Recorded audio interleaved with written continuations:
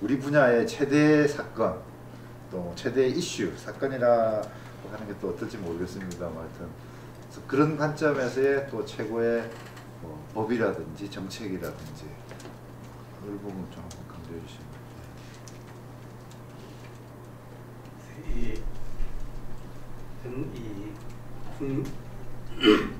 국내 그 도시계획에서는 아주 크게 그 영향을 미쳤다고 그러면은 변화가 있었다고 그러면 아까 얘기한 대로 도시계획 체계가 우선 세워졌다는 게 이제 한 번 변하고, 그 다음에 이제 신도시들이 쭉 만들어졌다는 거, 그 다음에 이제 최근에 와가지고 스마트시티하고 4차 이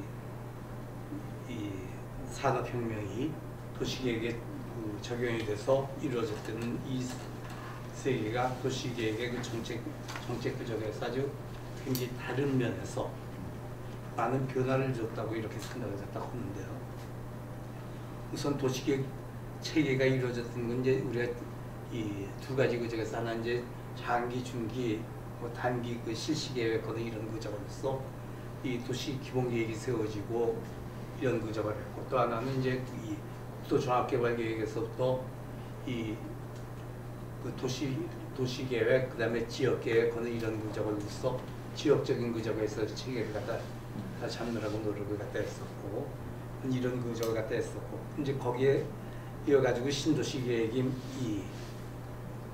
물론 제일 처음에 이 옛날에 나성기 선생이 저거 했었던 이 안산 신도시나 뭐 이런 구조가 또 있었고, 물론 그 전에도 뭐 진해 같은 데도 전부 신도시였고, 뭐 더 옛날로 들어가면 한양 이것도 신도시에 해당이 되겠지만, 이게 이제 도시계획이 체계화된 데서 도시계획이 이루어진 건 아니었었거든요.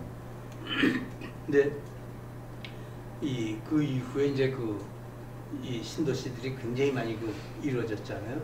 신도시가 이루어진 것이 이제 이 주거 지역을 중심으로 한 신도시가 많이 이루어졌다고, 서울의 서울의 과밀 같은 이런 적을 갖다 없애기 위해서, 또 이제 지방에서도 역시 그런 그 차원에서 도시계획을 갖다 많이 이끌어 나가는 그 신도시계획이라고 하는 이런 구조를 갖다 했는데, 이제 최근에 가지고 스마트시티하고 4차 산업혁명이 이루어지는 구조가 있었거든요.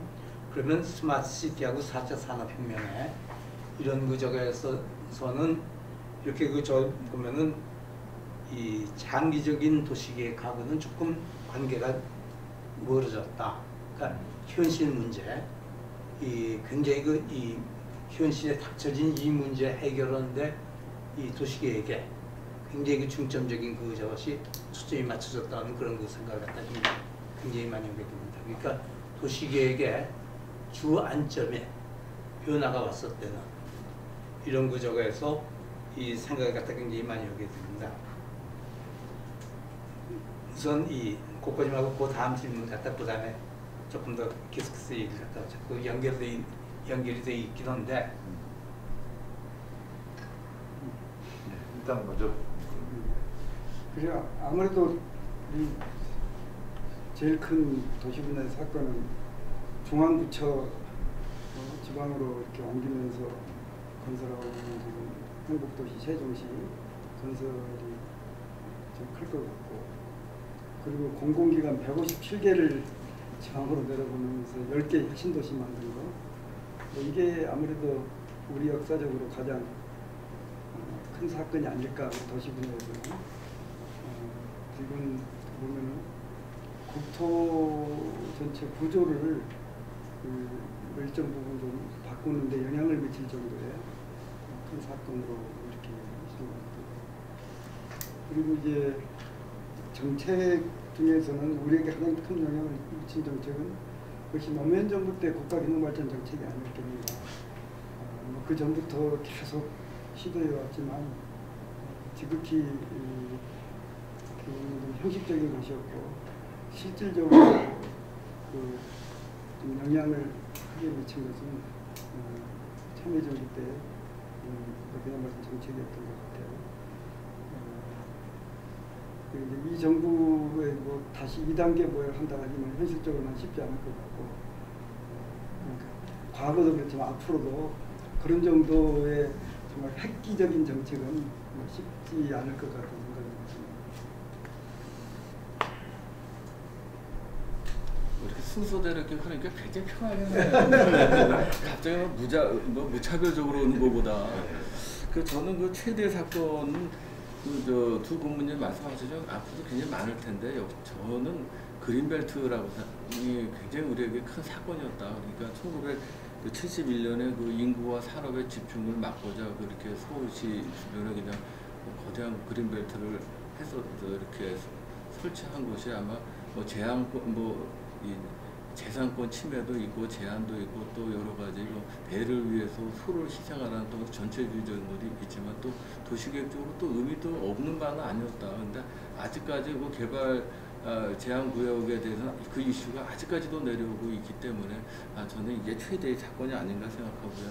또 우리 황희영 고문님 말씀하셨던 또 사건 보면 저는 그 노무현 대통령이 후보 시절에 그 제안했었던 그 행정 수도가 그 엄청난 그 수도를 바꾸겠다고 하는 그러한 생각도 그냥 엄청난 사건이었다고 생각하고 그리고 이 기업들을 뿌리째 뽑아가지고 이제 옮기려고 했었던 그래서 10개의 혁신도시도 그것도 굉장히 큰 사건이었다 저는 이렇게 생각합니다. 최고의 정책은 어떤 차원에서 최고의 정책인지 잘 모르겠어요. 그러나 그냥 그러한 맥락에서 본다면은 글쎄요, 저는 1982년에 제정된 수도권 정비법도 굉장히 큰 정책이 아니었나. 그러니까 어떤 이 수도권 정비법 3가지 과밀 억제 권역, 성장 관리 권역, 자연 보전 권역을 나누어 가지고 이제 이렇게 공간을 아주 질서 있게 이렇게 뭔가 좀 다루려고 했었고 또 어떤 수도권의 집중도 막아서 국토 균형 발전을 좀 해보려고 했었다는 취지에서 보면은 굉장히 그 의미 있는 정책이었고 또 우리나라 공간 구조 형성에 있어서 굉장히 큰 영향을 줬기 때문에 저는 그것도 최고라는 건 또 베스트는 아니지만 어떤 굉장히 의미 있는 정책이었다 이렇게 생각합니다. 혹시 유한 부모님 아까 조금 다음번에 이야기하시겠다고 도시계획이라고는 우리가 이제 도시계획이라고 얘기하는 저거에서 꼭 도시만을 얘기를 하는 것이 아니라 국토종합개발계획까지도 도시계획부에서 같이 다루고 있는데요. 제1차 국토종합개발계획이라든지 토지용계획이든지 이런 저거 갖다 보면은 그때 당시 이제 제가 유학하기 전에 이 건설부에 잠깐 있었기 때문에 건설부 도시과에 있으면서 그 자를 갖다 들여다본 기억이 나는데 그때 당시에 계획을 보면은 정말 디테일한 내용은 아무것도 없습니다. 그리고 딱 국토종합개발 계획의 내용이 딱 2가지인데 하나는 울산의 중화공업을 갖다 집어넣거든요 하고 또 하나는 경인 지역에 이 생활 필수품을 만드는 경인 공업지역을 넣거든요. 그것만이 이 국토종합개발 계획의 제일 처음에 시작으로 나왔었습니다. 근데 우리가 2차로 들어가면서부터는 이제 이게 상당히 디테일하게 들어가기 시작을 해가지고 각 도별로 제일 처음에는 종합개발계획을 갖다 세우기 시작을 했거든요. 근데 이제 그렇게 생각하면서도 실제 도별로 세운다고 그러는데 각 도의 도청 소재지를 중심으로 이 대도시만을 갖다 중심으로 했었고 제일 처음에 그러니까 이 국토종합개발계획에서는 사실 서울 하나였었고 부산은 이제 곁다리로 서울에 끼어가지고 부산 2개라고 그래야 되는지 또는 서울 플러스 부산은 좀 따라오는 그런 적을 그런 적은 다른 도시는 거의 없는 그런 정도의 상태가 됐다가 2차로 들어가면서 그래도 각 도별로 좀 분산을 시켜라. 그래서 도의 도청 소재지를 중심으로 한 그런 것도 이 계획이 세워지면서 이게 도개발 계획이라고 그러는. 근데 실제는 도개발 계획이라고 하는데도 우리나라의 여력이 도 전체를 개발할 수 있는 그런 계획이 안 됐기 때문에 그 도시의 한 도시만을 갖다 이렇게 중심으로 그러다 보니까 실질적으로 들어간 거는 이 5개 대도시들 이것만을 중심으로 그런 계획이 들어갔었거든요. 그러다가 이제 그 다음에 3차로 들어가면서 정주 계획하는 이런 저거에서 제일 처음에는 굉장히 의욕적으로 그때 제일 처음에 한 게 30몇 개인가 들어갔었잖아. 근데 30몇 개를 한꺼번에 도저히 하려고 하다 보니까 되지가 않고, 그러니까 웬만큼 이 5년인가 지나고 나서 이 수정안을 냈는데 그 20몇 개인가로 줄어들었어요. 그러니까 이제 30몇 개에서 나머지는 도저히 할 수 없는 것이니까 한도에 몇 개씩 들어가 있었던 것이 이제 그 개수가 줄어가지고 그 정주 계획을 갖다 이제 세우기 시작을 했었거든요. 그게 우리가 도시 계획을 갖다가 이제 체계화시키는 그런 그 과정에서 쭉 나왔었던 그런 이 계획을 갖다 이제 그 매크로혼 스케일에서 보면 이제 그런 저러고요. 이제 그거를 정반대로 마이크로혼 스케일에서 들여다보면은 아까 이 황영 교수가 페리 이론을 갖다 조금 얘기를 했었는데, 페리 이론을 갖다 이렇게 쭉 보면 주 기본이 인구수를 갖다 기본으로 해서 얘기를 갖다 하고 있습니다. 근데 실제로 인구수를 갖다 기본으로 해서 하면서 이제 그 근린지구의 크기를 갖다 얘기를 하고 있는데, 대체로 걸어서 한 이 5분 정도 갈 수 있는 것이 이 거리를 갖다 얘기를 갖다 하고 있습니다. 그런데 저희가 이제 이걸 갖다 저희 나라 그 아파트 단지를 갖다 굉장히 많이 세우면서 실제로 거의 그대로 적용을 했거든요. 그래가지고 아파트 단지 하나하나에다가 우리가 군생시설을 집어넣기 시작을 했습니다. 근데 군생시설을 갖다 그렇게 집어넣다 보니까 아주 그 대표적인 예가 이제 여의도 지역 같은 게 이렇게 전부 아파트 지역으로 이제 쭉 이 지역을 만들었는데, 이 여의도 지역의 군생시설을 갖다 제가 상당히 오랫동안 자세히 들여다봤었는데, 재밌는 게 군생시설마다 그 속에 그 상가들이 계속해서 변해요. 이게 왜 저렇게 변할까? 그걸 갖다 이제 공부 생각을 해봤는데, 보니까 우리가 얘기하는 걸어서 5분 정도의 거리라는 게 우리 아파트 구조에서는 그게 미처 안 됩니다. 그러니까 5분 정도라고 하면 옆에 아파트 단지에 있는 군생시설까지도 충분히 걸어갈 수 있는 그런 정도의 거리가 되더라고요. 그래서 제가 아까 그 고양시에 잠깐 있었더니 고양시에 그 계획을 주관했던 얘기를 갖다 조금 했는데, 거기서 이 행신지구나 그 위에 무슨 지구더라고요. 행신지구 위쪽이. 고양시 그쪽에 그 계획을 갖다 처음 세울 때 굉장히 난개발 그게 쭉 들어온 적이 있었습니다. 난개발 그 신청을 갖다 그렇게 한 적이 있어서, 그때 이제 고양시에다 얘기를 해가지고 어떻게 했는 거니 3개월만 연기를 좀 해달라. 그래놓고는 3개월 동안 너희가 도시 기본계획을 세워라. 물론 뭐 사회적인 이런 저건 못 세우고 완전히 물리적인 걸로만 계획을 갖다 세우려는 얘기였습니다. 그래놓고는 그쪽에 그 원당지구나 이쪽 그 지역을 갖다가 난개발을 갖다 조금 방지하려고 그런 노력을 갖다 해봤습니다. 이 업자들이 그걸 갖다 합의를 해줘가지고 자기네들이 돈을 해서 대신에 3개월 후에는 일괄 승인을 갖다 해주었다 하는 이적을 한 결과 상당히 조금 정리가 됐다고 그럴까 하는 그런 그 과정을 갖다 거쳤습니다.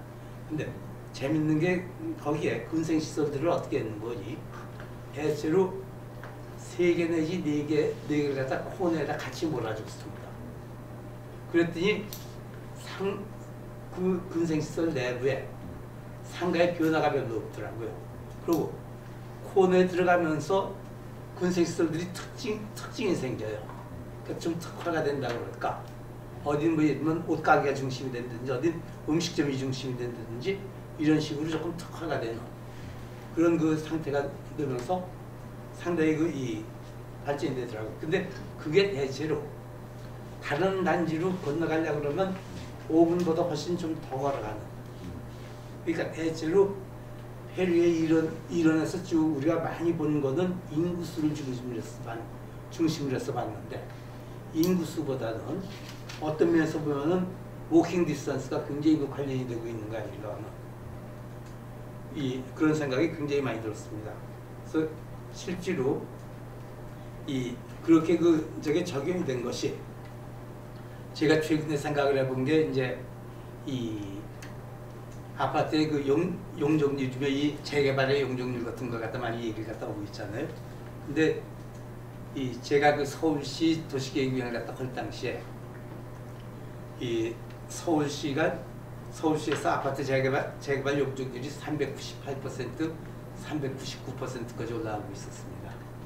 그래서 이게 너무 높다는 거는 다들 생각을 하고 있는데 업자들의 압력이 굉장히 강했기 때문에 이걸 줄이지 못하고 있었습니다. 그래서 이 서울시가 부탁을 하길래 제가 발표를 했습니다. 원래 이제 서울시하고 타협하기는 이게 230% 정도로 하자. 근데 그렇게 타협을 해서는 도저히 안 되겠길래 지금의 발표를 갖다 뭐라는 거니 200%다.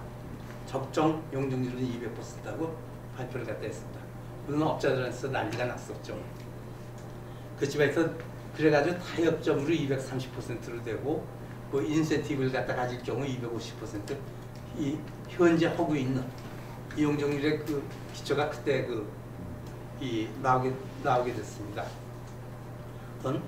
근데 최근에 이제 그저와 같은 조금 생각을 하면서 그때 당시 아파트라는 게 대체로 12층, 13층 이런 정도의 그 높이였었고 그때는 이제 15층하고 나온 것이 15층이 초고층 아파트라는 얘기를 갖다 쓰고 있었는데 그 다음에 분당 이저가 갖다 하면서 그래 25층 이제 아파트들이 나오고 그 다음에 이제 계속해서 35층, 또 40몇 층하고 56층 그 다음에 이제 주상복합 보면 그보다 더 높은 이런 그 아파트들이 나오는데 그런 그 지역을 갖다 쭉 들여다볼 때 저희가 이 아파트의 그 높이들 있잖아요.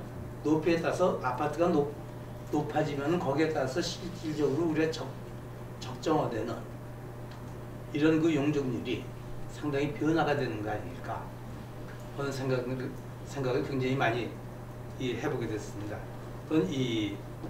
그게 이제 재밌는 게 우리가 스마트 그로스나 TOD 개발 같은 구조에서 미국에서 그 사람들이 주장하는 초고밀 아파트라고 그러는 것이 우리가 보통 쓰고 있는 아파트의 용적률 250% 정도에 해당이 되고 있습니다. 그게 미국에서는 겪어보지 못한 이저걸로 이 초고밀 아파트로서 형성하고 있는 것이 TOD나 또는 스마트 그로스에서 얘기하고 있는 아파트의 밀도거든요. 근데 우리는 그걸 갖다 여태 그렇게 지어가지고 살고 있는 그런 상태가 되고 있습니다. 그러니까 우리가 이 아파트의 그 밀도라든지 이런 저것이 어떻게 변화가 될 수 있을까? 이제 그 비슷한 얘기가 제가 이 아파트의 그 조망권하고 가격에 대한 이걸 갖다 본 적이 있었는데 그 전에 처음 보니까 그때 이제 국민주택 하면 뭐 35층하고 32평인가 뭐 이런 정도를 갖다 얘기를 갖다 오고 있을 때 25평 정도를 얘기하고 있었을 거예요. 근데 32평 정도 이상으로 하면은 아파트가 클수록 조망권에 대해서 이 경제적인 가치가 더 높아지고 있는데 25평 미만으로 내려가면은 전혀 조망이 좋든 나쁘든 가격의 변화가 없더라고요. 전혀. 그러더니 한 10년 지나고 나니까 아주 소형 아파트 거지. 그 가격의 변화가 현저하게 나타나고 있거든요. 요새 뭐 조망권이 이 가격에 미치는 영향이 있는 건 뭐 다들 알고 굉장히 그 가격에 큰 영향을 미치고 있다는 거 다들 알고 있듯이 말이에요. 그러니까 우리가 그 개발을 갖다 하는 그런 그 과정에서도 어떤 변화가 오고 있는지 또 우리가 어떻게 이걸 들여다봐야 되는지 하는 것이 상당히 여러 각도에서 조금 들여다봐야 되지 않을까 하는 그런 생각을 갖다 하고 있습니다.